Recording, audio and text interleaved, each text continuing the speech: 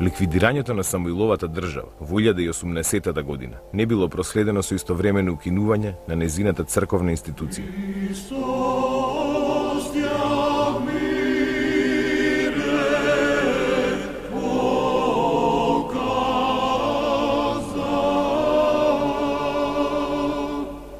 Охридската патријаршија продолжила да функционира формално во понизок ранг, како автокефална архиепископија, неподчинета на ниту една патријаршија. Незините архиереи лично ги поставувал византискиот цар.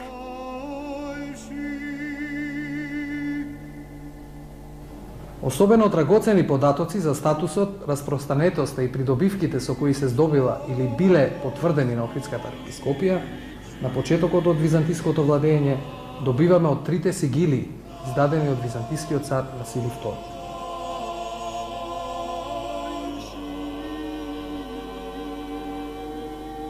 Според првата сигилија од 1019 година, во својата диецеза Охридската архиепископија имала 17 епархии, кои биле дел од Охридската патријаршија во време на Самоиловата држава.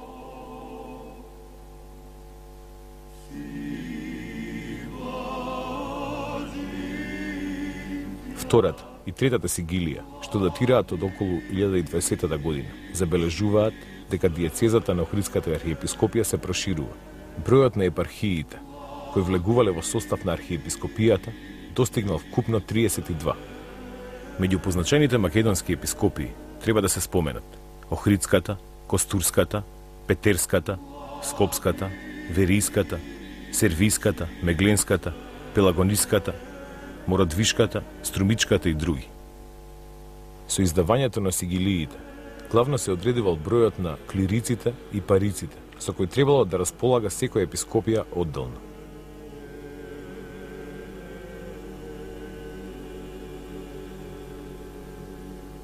Конкретно, Охридската епископија, која била раководена лично од архиепископот во Охрид, Преспа, Мокра и Кичево, располагала со 40 клирици и 30 парици. Во рамките на диецезата на Охридската архиепископија, освен македонски, биле опфатени и пространи бугарски, српски и албански територии. Невисоки органи на Охридската архиепископија биле архиепископот и синодот, кои го сочинувале сите епископи. Своите заседанија синодот ги одржувал најчесто еднаш годишно во Охрид, а понекогаш и во Преспа. Со заседанијата председавал архиепископот, а на нив, меѓу другото, се одлучувало за избор на нови или разрешување на недисциплинирани епископи. Епископите ги управувале своите епархии со посредство на своите подчинети свештеници, кои стоиле на чело на протојерејства или на енории. За прв заменик на епископот се сметал протојерејот. Представниците на црковната власт имали и судски компетенции.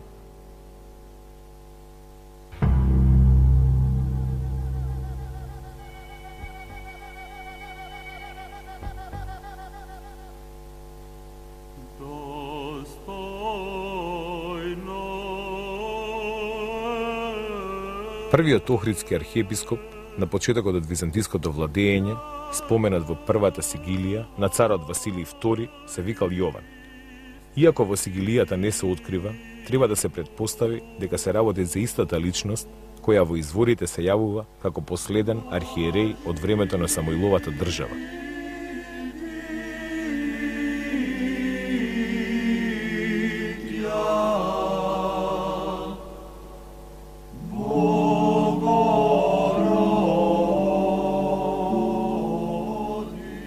По замонашувањето, Јован станал игумен на манастирот Света Богородица во близина на Дебар, од каде потоа веројатно бил поставен за охридски патријарх. Како последен црковен поглавар од македонско-словенско потекло, роден во село Агнодика, Дебарско, Јован останал долго на црковната поглаварска позиција.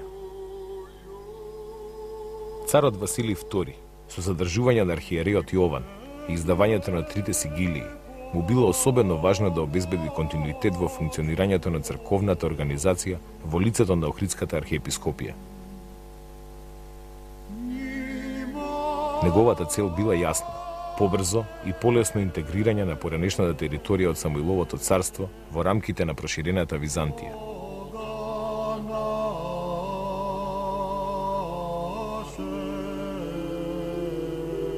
По смртта на Јован во 1037 година, византискиот цар Михајло IV од 1034 до 41 година го поставил Лав од 1037 до 56 година за нов архиепископ. Тој потекнува од Пафлагонија, Мала Азија. Со својата активност се истакнал во Великата црква, Света Софија, Константинопол. Лав бил особено ангажиран околу разгорениот црковен судир меѓу Источната Вселенска патријаршија и Западната римокатоличка црква. Конфликтот кулминирал со конечен расцеп на христијанската црква во 1054 година.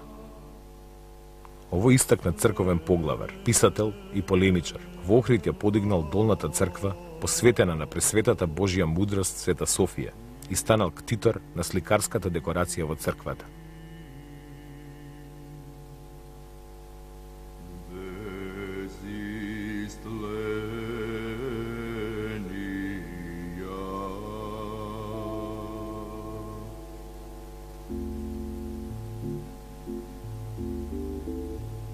Во најдоминантното културно и духовно јадро на Охрид е втемелен најстариот средновековен христијански храм, Катедралната црква Света Софија. Не е случајно што оваа црква било избраното место за црковните народни собори. Првиот за возобновување на Охридската архиепископија во лицето на МПЦ, а подоцна и за прогласување на незината автокефалност.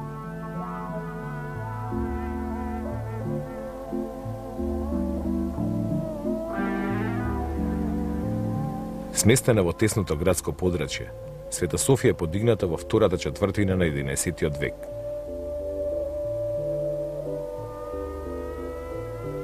Незината изградба се поврзува уште и со владењето на цар Самуил и преселувањето на црковниот поглавар од Преспа во Охрид.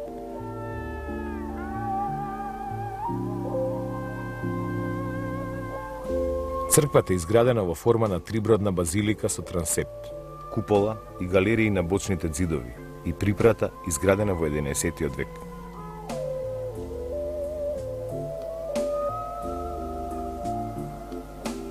Црквата истовремено представува и ретка галерија на средновековното сликарство. И покрај поврзаноста со уметноста на византиското свештенство, фреско сликарството на црквата Света Софија неодминливо било создавано и во новото словенско опкружување во Охрид и Македонија. Незините фрески едновремено содржат многу специфични и универзални иконографски карактеристики. Со посериозни конзерваторско-реставраторски зафати, откриено е дека најстарите фрески датираат од 11 век.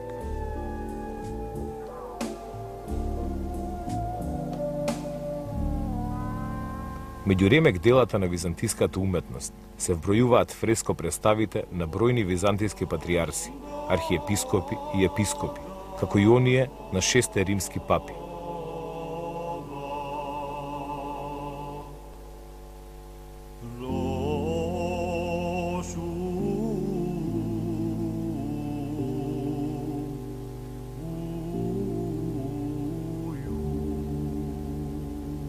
Треба да се издвои најстариот познат портрет на големиот словенски просветител Свети Кирил Солунски, на брат му Свети Методи и на нивниот најпознат ученик Свети Климент Охридски.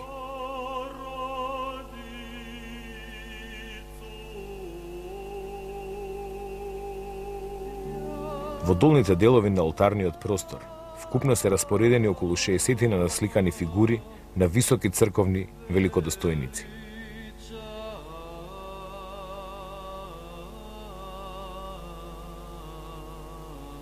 Во средишниот појас на олтарниот простор насликани се фреско представи со евкаристична и литургиска содржина.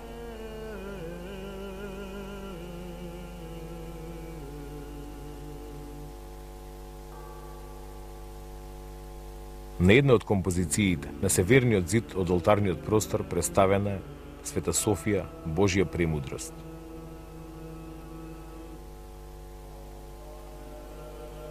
Главната композиција во апсидата е Причестување на апостолите.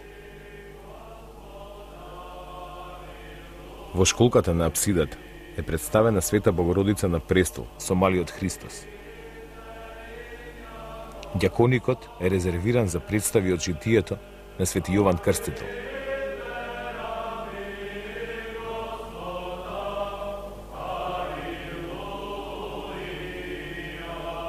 Во наосот, покрај оштетувањата се распознава успение на Пресвета Богородица, што е вброена меѓу најстарите такви представи во византиската уметност.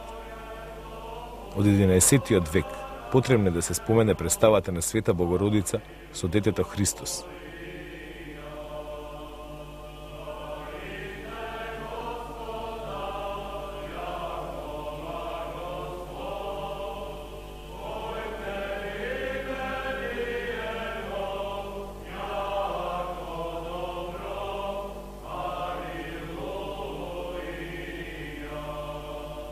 Во 1313-14 година било завршено градењето на така наречената Григориева припрата, галерија, доградба на катедралната црква Света Софија.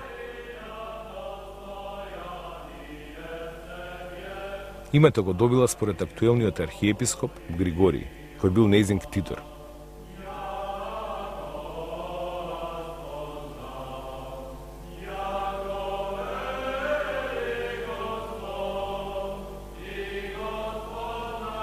Фасадата е декоративна и ритмичка, зидена од тули и дебели спојници од малпер. Катот на нејзиниот нартекс и параклисот на Јован Оливер добиле сликарска декорација во средината на 14 век.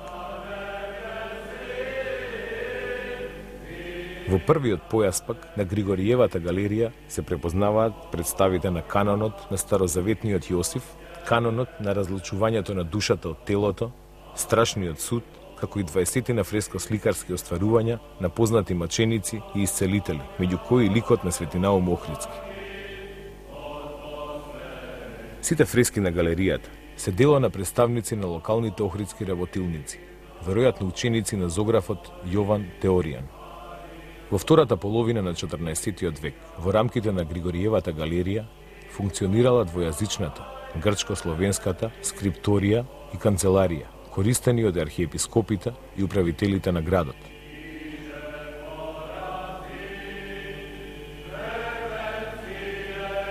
Скоро сите охридски поглавари, за време на своето служење во црквата Света Софија, оставиле видливи белези како на нејзината функција, така и на нејзината физиономија.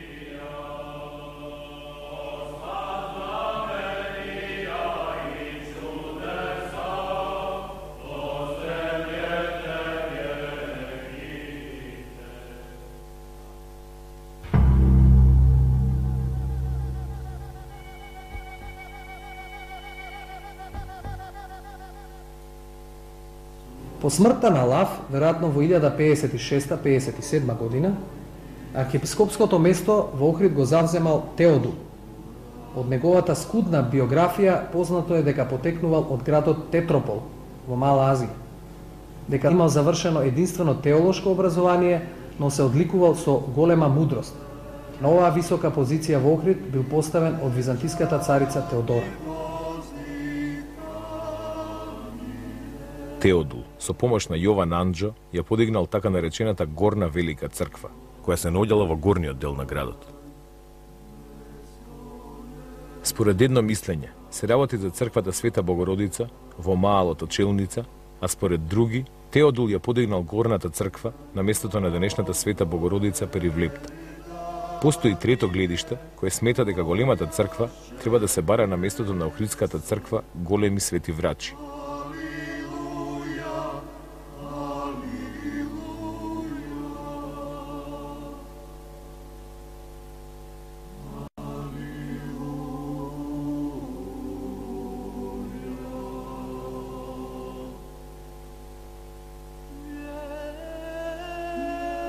Јован Лампин, монах во еден од малоазиските манастири на планината Олимп, на архиепископската позиција бил поставен во 1064-65 година од византискиот цар Константин Дука. Карактеристичен е фактот дека Јован Лампин успеал да го оневозможи прогласувањето на узурпаторот Никифор Василаки за цар.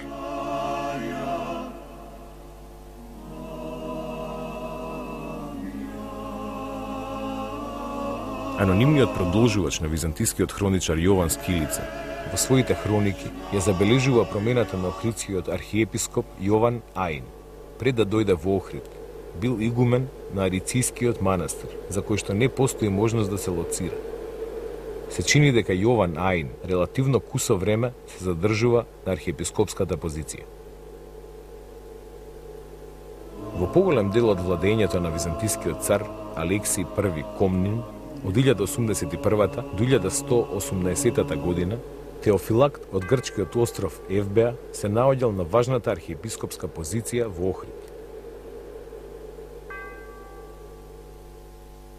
Постојат различни предпоставки кои почетокот на неговото присуство во Охрид го сместуваат во 80-тите години до почетокот на 90-тите години на 11-тиот век. Без сомнение, тој представува еден од најстакнатите византијски интелектуалци во тоа време. Како млад ѓакон во Света Софија во Константинопол, бил назначен за мајстор на говорниците. Неговата активност и репутација му овозможиле на царот Алексиј I да го ангажира за учител.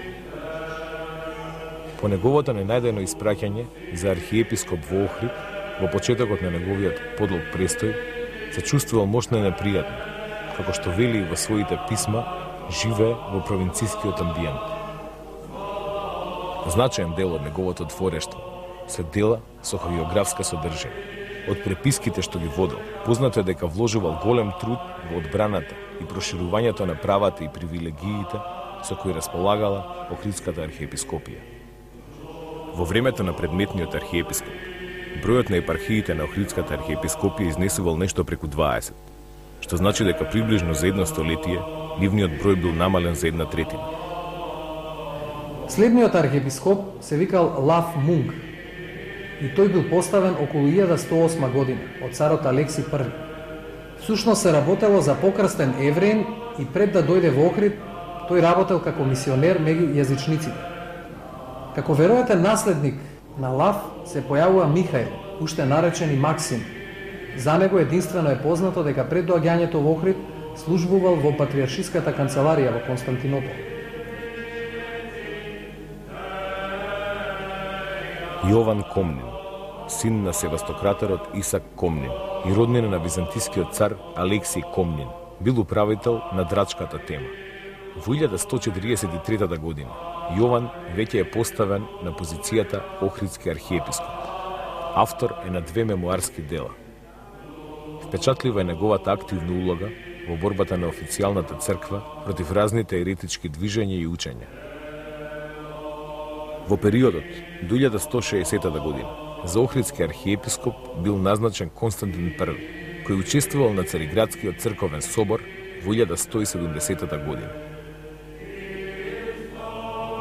Во 1183 година се споменува некој анонимен охридски архиепископ, а некое време после таа година на Охридскиот престол доаѓа Јован Каматир, кој мошне долго се задржал на високата црковна позиција во Охрид до 1215 година. Димитри Коматијан е името на следниот охридски архиепископ. Потекнувал од Ликија, а пред да биде поставен на оваа висока позиција, тој бил хартофилакс во времето од 1200 до 1217 година. Коматијан бил поставен на високата црковна позиција од страна на епирскиот деспот Теодор I Ангел, кој што владеел од 1214 до 1230 година. Коматијан е еден од најспособните архиепископи.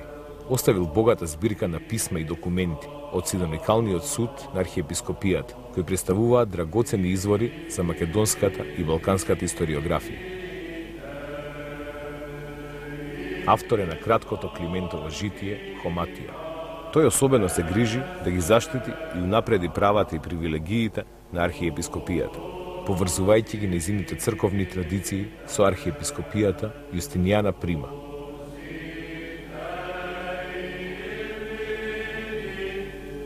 Во 1219 година се спротивставил на осамостојувањето на српската црква, сметајќи го тој чин спротивен на воспоставените канонски норми. Со право се смета дека во негово време архиепископијата била целосно независна и автокефална институција која во рамките на емпирската држава имала улога на црква од прв ред.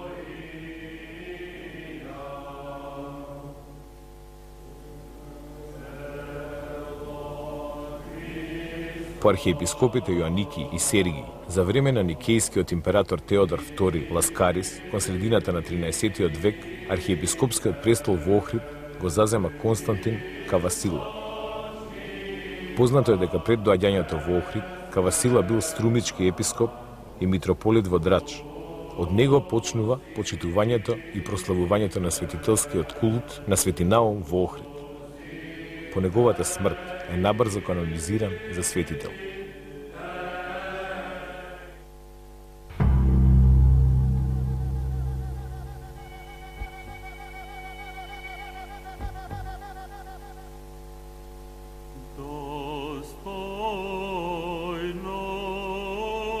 Во 70-тите години на 13 век служи архиепископот Јаков.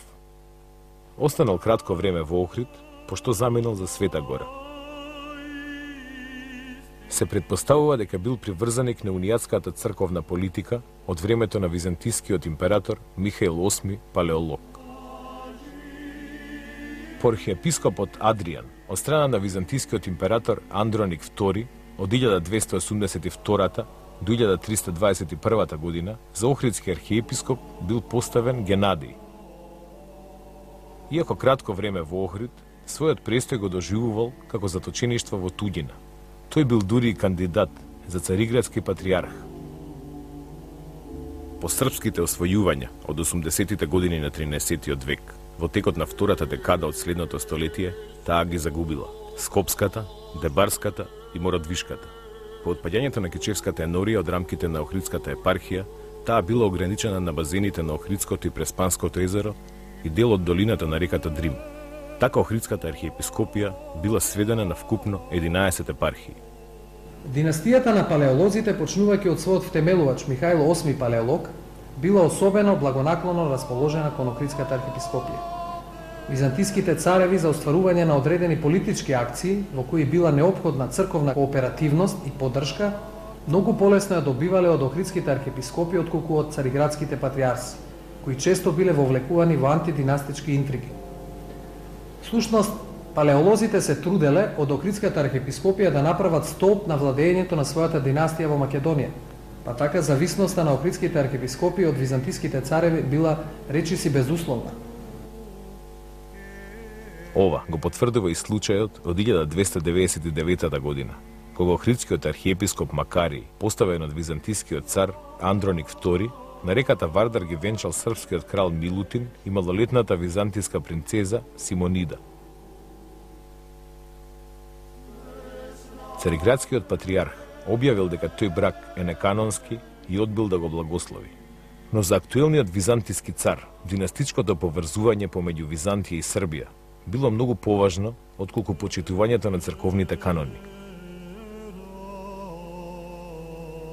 Охридскиот архиепископ Григорий I се споменува во времето кога во Византија била во тек граѓанската војна од 1321 до 1328 година. Наспроти барањето на претендентот за византискиот престол, Андроник Младиот, цариградскиот патриарх да биде главен посредник во преговорите за склучување примирие, актуелниот византиски цар Андроник II таа мисија му ја доверил на Охридскиот архиепископ. Тоа е уште еден доказ за големата доверба која византиските цареви ја имале во Охридските архиепископи. Григорий пишувал поетски творби посветени на Климент Охридски и придонел да се заокружи Климентовата грчка богослужба, која била преведена на словенски јазик уште во 14 век. Потврда за тоа дека византиските цареви се грижеле на Охридскиот архиепископски стол да назначуваат образовани и способни архиереи, било и поставувањето на Антим Метохит. Тој е спомнат како учесник на Цариградскиот црковен собор во 1347 година. Воедно и последниот архиепископ во времето на Охрид под византиска власт.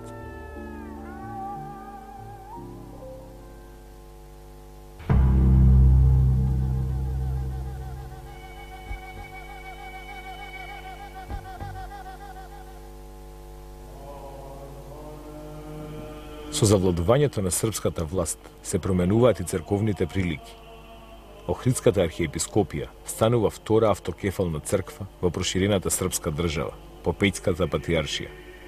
Незината автокефалност не била доведена во прашање, но се забележуваат персонални промени во црковната хиерархија, почнувајќи од архиепископската функција. Оваа промена на архиепископите била поврзана со доаѓањето на цар Душан во Охрид. На архиепископската позиција требало да се назначи човек кој би ги следал неговите политички аспирации. Така на местото на Антим Метохит, актуелен архиепископ станува Никола, кој му бил сосема наклонет на српскиот владетел Душан. Фигурата на архиепископот Никола е дел од една ктиторска фреска композиција на која се препознаваат представите на ктиторот, деспотот Јован Оливер, деспотицата Ана Марија и нивните два сина. Токму Јован Оливер бил еден од најмоќните и најугледните Душанови благородници. Архиепископот Никола одиграл активна улога во настаните околу подигање на статусот на српската држава и црква. На познатиот државен собор, одржан во Скопје на 16 април 1346 година, кога Душан бил крунисан со царска круна, примил благослов и од актуелниот охридски архиепископ Никола. За возврат на поддршката што ја добивал од Охридската архиепископија, Душан во својот законник вградил одредби со кои ги гарантирал црковните права.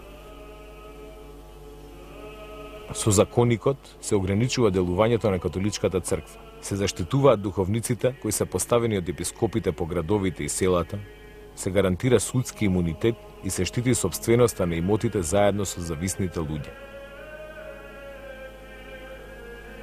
На повеќето од црквите и манастирите кои влегувале во диецезата на Охридската архиепископија, Душан им издал повелби со кои им ги потврдува старите и им подарува нови имоти и привилегии.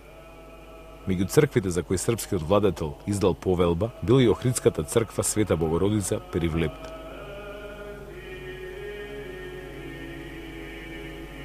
Од последното споменување на архиепископот Никола и првото споменување на следниот охридски архиепископ Григорий II постои околу 20 годишен временски вакуум во изворите.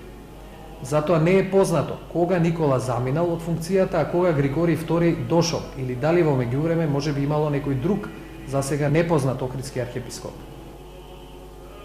Световната власт во Охрид најпрво била во рацете на последниот српски цар Урош 1355-1371 година. Потоа на прилепските кралеви Волкашин и Марко и најпосле припаѓа на охридскиот жупан Андреа Гропа. Кон крајот на 10-годишниот период на владење, кога царот Урош располага со суверенитетот над архиепископскиот град Охрид, за прв пат се споменува и охридскиот архиепископ Григорий II. Охридската архиепископија тогаш сосема се ослободила од соперништвото на српската патриаршија и станала единствен црковен авторитет. Различно од архиепископот Никола, кој целосно го поддржал издигнувањето на статусот на српската држава и црква, Григорий II ги обновил прекинатите односи со Цариградската патриаршија. За обновените односи меѓу двете цркви зборува писмото упатено од Цариградскиот патриарх Филотеј до Охридскиот архиепископ Григорий II во 1367 година. Во него, патриархот го повикува архиепископот заедно со своите архиереи веднаш да тргне на престојниот собор во Цариград. Патриаршијата ја очекувала поддршката од Охридскиот црковен центар во спротивставување на унијатската политика на византискиот цар.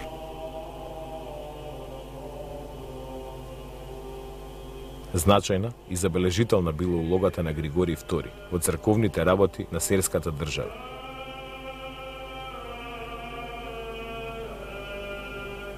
Постои само еден податок кој зборува за неговиот престој во Сер. Од тој единствен податок, кој е содржан во грамотата издадена од Углеша во 1369 година, се дознава дека на заседанието на Деспотовскиот синод првото место меѓу црковните великодостојници го заземал архиепископот Григорий II. Кога се зборува за Охридскиот архиепископ Григорий II, со целосно оправдување може да се претпостави дека тој учествувал во измирувањето меѓу Углеша и Цариградската патријаршија. Залагајќи се за помирување меѓу деспотот Јован Углеша и Цариградската патријаршија, тој пробивал пат за сојуз со Византија, која пак треба да ги сопре османлиските продори кои се приближувале кон Македонија.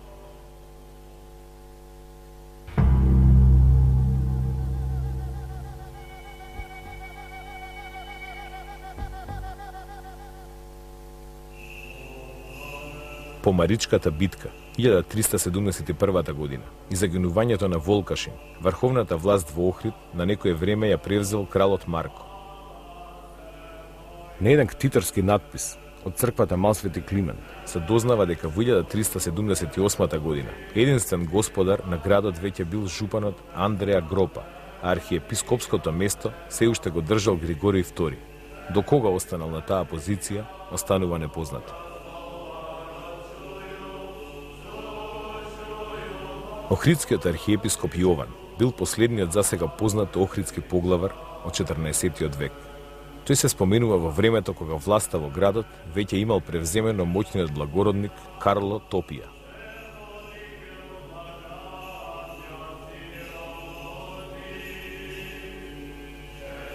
Јован е последниот охридски архиепископ пред паѓањето на Охрид под османлиска власт. Со векови седиште на охридските архиепископи, Охрид е најважното духовно жариште што ќе ги издржи сите промени и потреси кои непрестано ќе се случуваат низ историјата се до денес.